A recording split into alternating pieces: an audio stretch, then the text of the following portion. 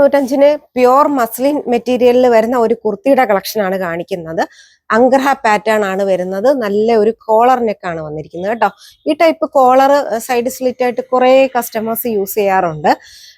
ഇതാണ്ടേ അംഗ്രഹ pattern എന്ന് പറയുമ്പോൾ ചെറുതായിട്ടൊരു ഫ്ലാപ്പും കൊടുത്തിട്ടുണ്ട്. സൈഡ് സ്ലിറ്റ് ആണ് വരുന്നത്. പോക്കറ്റ് ഒക്കെ അവൈലബിൾ ആണ്.